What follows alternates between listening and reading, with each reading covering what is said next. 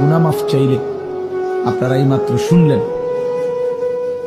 ইবলিসকে আল্লাহ তাআলা চ্যালেঞ্জ ছুড়ে বলছে যে আমিও আমার বান্দাকে, বান্দা যতক্ষণ মাফ চাইতে থাকে, তুই যত ধোকাই দাও, আমি আমার বান্দা মাফ চাইতে থাকলে আমি মাফ করতেই থাকবো। এটা বহুত সুন্দর কথা, আজীব কথা, আজীব কথা। বান্দা যতক্ষণ আস্তাগফিরুনি, যতক্ষণ বান্দা আমার কাছে মাফ চাইবে আমি তার কাছে বান্দাকে মাফ করতে থাকি। এজন্য এক মুমিনের হতাশ হওয়ার কিছু নেই, মুমিন হতাশ হওয়ার কিছু নাই।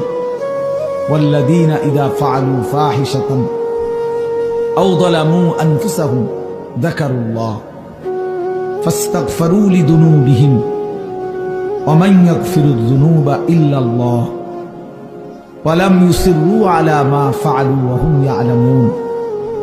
আল্লাহ তাআলা বলেন, আমার বান্দা যখন অশ্লীলতা, বেহায়াপনা, অসভ্যতা, নোংরামি, নাফরমানি, পাপ করতে করতে এমনকি নিজের উপর একেবারে জুলুম করে ফেলছে, নেকি বলতে কিছুই নাই, গুনার সাগরে হাবুডুবু খাচ্ছে, আল্লাহ তাআলা তাকেও আশ্বাস দিছে সে যেন আমি আল্লাহকে স্মরণ করে, বান্দা যেন আমাকেই মনে করে।